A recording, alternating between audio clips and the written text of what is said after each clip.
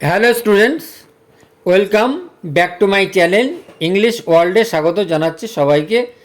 আজকে আমি ক্লাস 11 এর second semester West Bengal Council of Higher Secondary Education এর মায়া অ্যাঞ্জেলিউ রচিত স্টিল আই রাইজ পোয়েমটির বাংলা মানে ও ব্যাখ্যা সহ পড়াবো। তো তোমরা যারা Nobel lecture of studies The Garden Party এই ভিডিওগুলি তোমরা যদি না দেখে থাকো, আমি ডেসক্রিপশান বক্সে লিঙ্ক দিয়েছি, দেখে নিতে পারো। তো তো চ্যানেলটিতে যারা নতুন তারা সাবস্ক্রাইব করে আমার পাশে থেকো। আর এই রকম ইনফরমেটিভ ভিডিওগুলি তোমরা বন্ধুদের সাথে শেয়ার করো। পড়ানোর সাথে সাথে আমি এমসিকিউ এসএকিউ এর কোশ্চেন বলে দেব, তোমরা একটু কনসেন্ট্রেট করো এবং ইংলিশ আননোন ওয়ার্ড বা ইংরেজির অজানা শব্দের মানে বলে দেব। তো আগে স্টিল আই রাইজ মানে কি? মানে হলো আমি উঠবই বা তবুও আমি উঠি।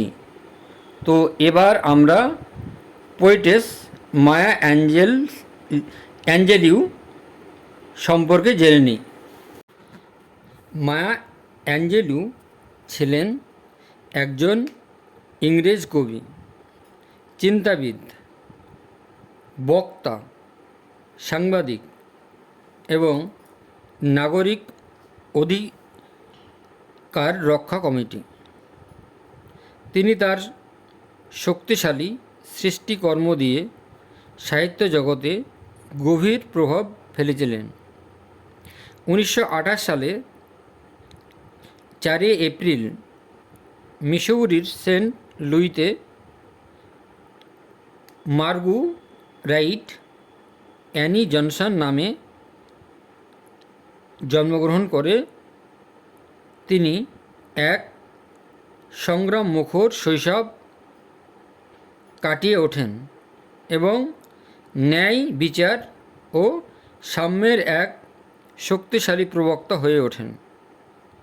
তার বাবা বেইলি জনসন ছিলেন নৌবাহিনীর একজন বাবুর্চি এবং তার মা ভিভিয়ান বাক্সটার মাঝে মধ্যে নৈশ ক্লাবে গান গাইতেন। তো খুব অল্প বয়সেই তার বাবা মায়ের বিচ্ছেদ হয়। তিনি দরিদ্র কৃষাঙ্গী মহিলা হিসাবে বড় হয়েছিলেন। Are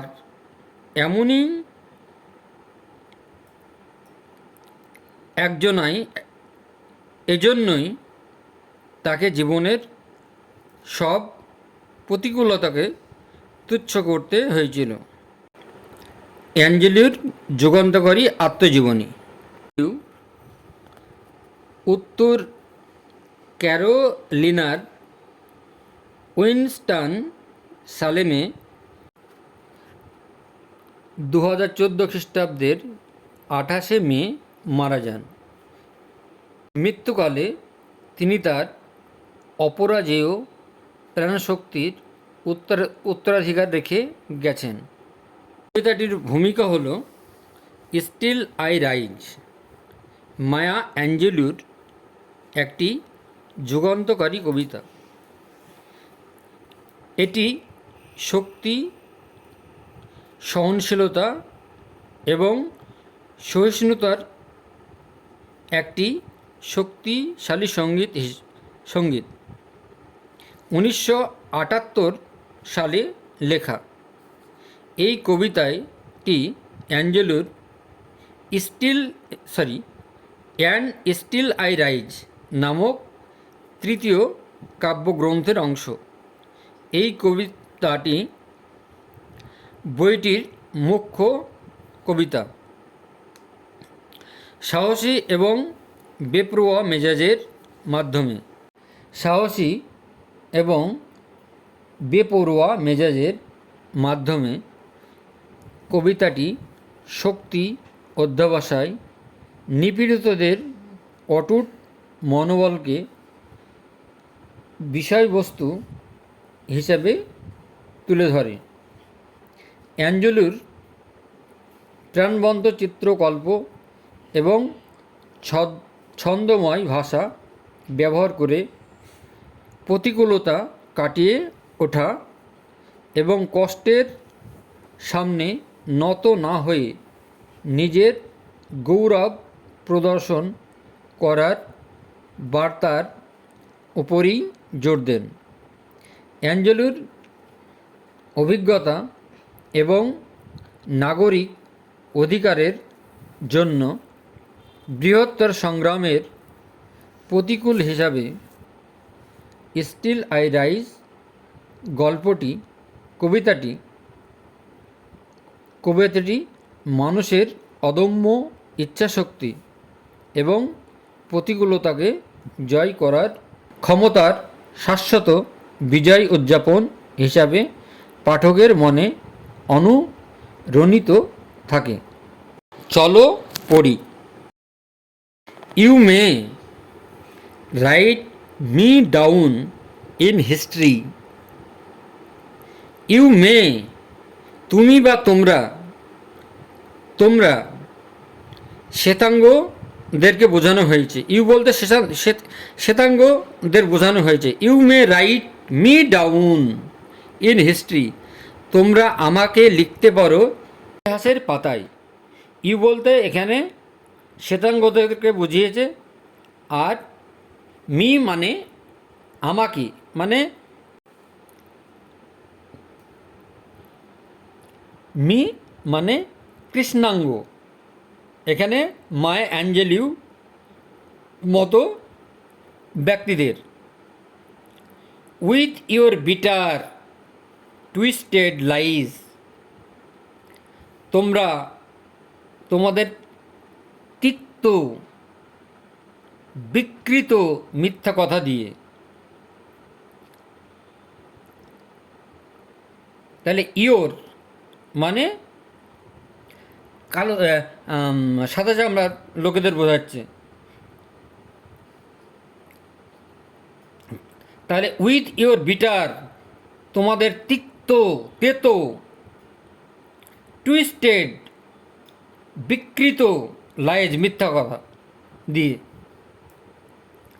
you may trod me in the very dirt তোমরা আমাকে তোমাদের পায়ে মোড়ানো, মানে তোমরা আমাদেরকে পদদলিত করো, পায়ে মোড়ানো।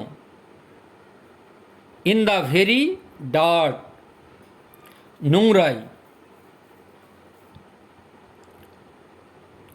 বাট স্টিল কিন্তু তবুও লাইক ডাস্ট ধুলোর মতো। আই উইল রাইজ আমি উঠবই। বিবলিক্যাল অ্যালিউশন ইঙ্গিত দিয়েছে মানুষ ধুলো থেকেই সৃষ্টি, এই কথাটা। ডাজ মাই স্যাসিনেস আপসেট ইউ আমরা কি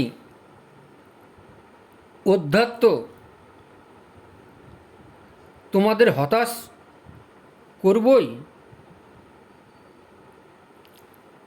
তাহলে আমি অধ্যাত্ম তোমাদের হতাশ করবই, বিচলিত করবই। হোয়াই কেন। Are you beset with gloom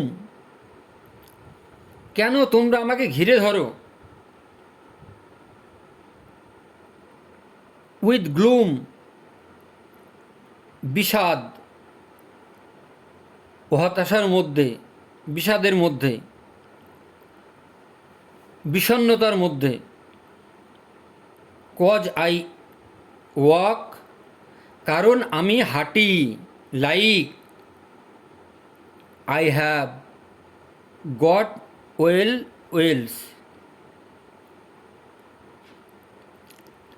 I have got wells, যেন আমি কুয়ের, আমি যেন তেলের কুয়ো, আমার কাছে তেলের কুয়ো আছে। Pumping in my living room, pumping, pumping মানে তেল টেনে তোলা, মানে আমি এমন যে pumping in my living room, যে আমি আমার শোয়ার ঘরে বা বসার ঘরে আমি তেল তুলে দিই, মানে আমি আমার বসার ঘরে তেল তুলে দিই, তেল তুলতে পারি। Just like moons and suns, চাঁদের মতো আর সূর্যের মতো, চাঁদের মতো আর সূর্যের মতো। এখানে মুন মানে চাঁদ আর সান মানে সূর্য। মুনের সঙ্গেও এস যোগ করা হয়েছে, চাঁদের সঙ্গেও এস যোগ করা হয়েছে। সরি, জাস্ট লাইক মুনস, ঠিক চাঁদের মতো, অ্যান্ড লাইক সানস এবং সূর্যের মতো। With the certainty of Tides, এবং নিশ্চয়তা সমুদ্রের প্রকৃতির মতো, ঢেউয়ের প্রকৃতির মতো। যেমন চাঁদ, সূর্য, জোয়ার ভাটা, এগুলো প্রকৃতির নিয়ম। জাস্ট লাইক হোপস, ঠিক যেন আমি আশা পাই, আমার আশা আছে। স্প্রিংিং হাই, স্প্রিং মানে jumping,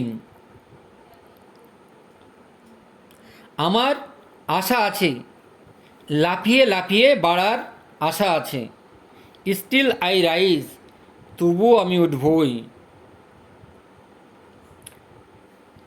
did you want me broken, এখানে ইউ বলতে শ্বেতাঙ্গদেরকে বোঝানো হয়েছে। Did you want me to see me broken, did you want me, sorry, did you want, তোমরা কি চাও, টু সি মি, আমাকে দেখতে, ব্রোকেন ভাঙাচোরা অবস্থায় দেখতে, তোমরা কি আমাকে চাও দেখতে ভাঙাচোরা অবস্থায়। Bowed head and lowered eyes, বিকৃত মস্তিষ্ক, মাথা নত করে আর চোখ নামিয়ে রেখে। Shoulders falling down like teardrops, কাঁধ ঝুঁকে থাকে লাইক টিয়ারড্রপ, চোখের জলের মতো। Weakened by my soulful cries, আমার গভীর কান্নার, আমার আত্মার গভীর কান্নায় দুর্বল মনে হয়, আমার আত্মার গভীর কান্নার দুর্বল মনে হয়। ডাজ মাই হটিনেস, আমার ঔদ্ধত্য, আমার গর্ব, অহংকার, আমার ঔদ্ধত্য, অফেন্ড ইউ, তোমাদের ব্যথিত করে, তোমাদের অপমান করে। Don't you take it awful hard, তোমরা কি নিতে পারো না এটা কঠোর, ভয়ঙ্কর কঠোরভাবে। কজ কারণ, আই লাভ আমি হাসি, লাইক ঠিক, I have goat gold mines আমার যেন কুয়ো আছে, সরি, আমার যেন সোনার খনি আছে। আমি যখন আমি যখন হাসি তখন আমি ভাবি যে আমার মধ্যে সোনার খনি আছে। Digging in my own backyard খুঁড়তে খুঁড়তে আমার নিজের বাড়ির উঠোন খুঁড়ে দেখি, আমার বাড়ির উঠোন খুঁড়ে।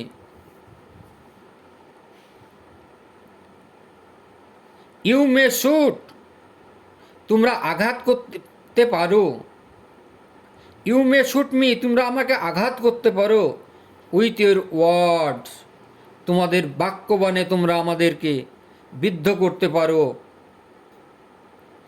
You may cut me with your eyes তোমরা আমাকে কাটতে পারো তোমাদের চোখ দিয়ে কি কোনোদিন কাটা যায় না। তাহলে ইউ মে কাট মি তোমরা আমাকে কাটতে পারো, উইথ ইউর আইজ চোখ রাঙিয়ে। ইউ মে কিল মি তোমরা আমাকে মেরে ফেলতে পারো, হত্যা করতে পারো, উইথ ইউর হেটফুলনেস তোমার নিষ্ঠুরতা দিয়ে, তোমার ঘৃণা দিয়ে। বাট স্টিল তবুও, লাইক এয়ার বাতাসের মতোই, আই উইল রাইজ আমি উঠবই। বাতাস যেমন থামে না তেমনি পোয়েটেস ইউ উঠবই, থামবো, হ্যাঁ, আই উইল রাইজ আমি উঠবই। ডাজ মাই সেক্সিনেস আপসেট ইউ আমার যৌনতা তোমাদেরকে অস্থির করবে, আমার যৌনতা তোমাদের হতাশ করে না। Does it come as a surprise এটা কি অবাক করার মতো মনে হয় না।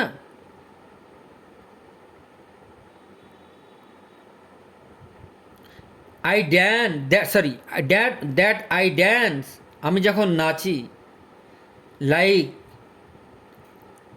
আই হ্যাভ গট ডায়মন্ড আমি যখন নাচি আমি হীরের খনি পেয়ে গিয়েছি, হীরের খনির মতো। তাহলে কবি এখানে diamonds women sex organ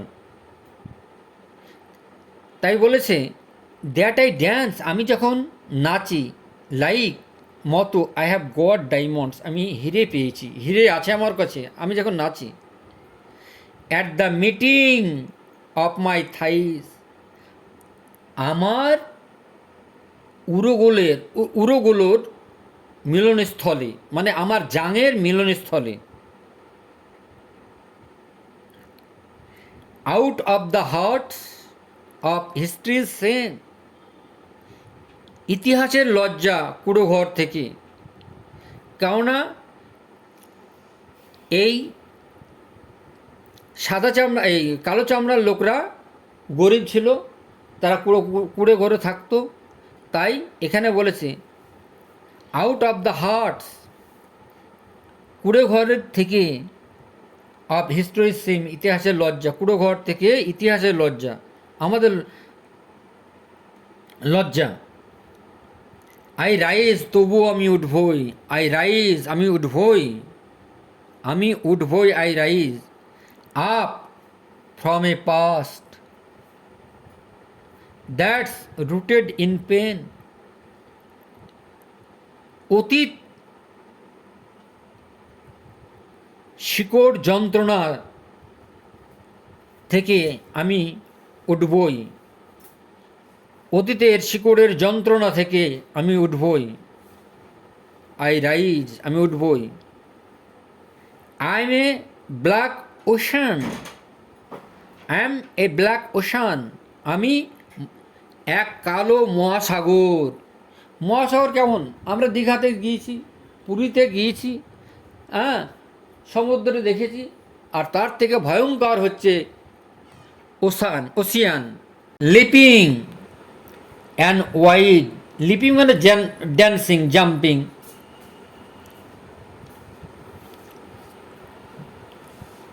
leaping লাফাতে লাফাতে, অ্যান্ড ওয়াইড এবং উত্তাল হয়ে, ওয়েলিং অ্যান্ড সোয়েলিং ফুলে ফেপে ওঠা, আই বিয়ার আমি, ইন দ্য টাইড আমি সহ্য করি, জোয়ার ভাটা কেউ আমি মেনে নিই। এখানে অদম্য সাহসের কথা বলেছেন, জেদের কথা বলেছেন। Living behind nights of terror and fear, আমি রাত্রিগুলো পিছনে ফেলে আসি আতঙ্কের এবং ভয়ের।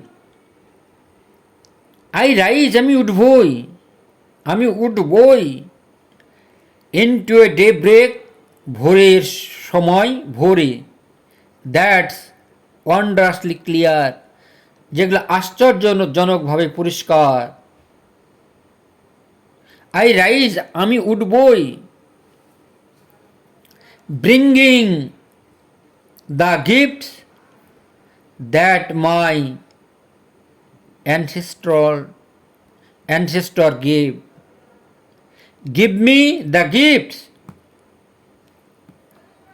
আমার উপহার সামগ্রী আনা, দ্যাট মাই অ্যানসেস্টার্স গেভ, আমাদের পূর্বপুরুষদের থেকে। আমরা পূর্বপুরুষদের থেকে কি পাই? অ্যানসেস্টার কি পাই? আমরা টাইটেল পাই, আমরা পদবি পাই, হ্যাঁ, আমরা যে কালো চামড়ার লোক, কালো চামড়ার মানুষ, সেটা পেয়েছি। আই অ্যাম দ্য ড্রিম, আমি স্বপ্ন। I am the hope of the slave, আমি কৃতদাসের আশা। তাহলে আই অ্যাম দ্য ড্রিম, আমি স্বপ্ন, অ্যান্ড দ্য হোপ এবং আশা, অফ দ্য স্লেভ কৃতদাসের। I rise I rise I rise, আমি উঠবই, আমি উঠবই, আমি উঠবই। মায়া অ্যাঞ্জেলু রচিত স্টিল আই রাইজ একটি অনুপ্রেরণামূলক কবিতা, যা অন্যায়, ঘৃণা, নিপীড়ন এবং প্রতিকূলতার বিরুদ্ধে লড়াই করে জয়ী হওয়ার চেতনাকে উদযাপন করে। কবিতার বক্তা নিজেই আধারের মধ্যে আলোর স্বরূপ।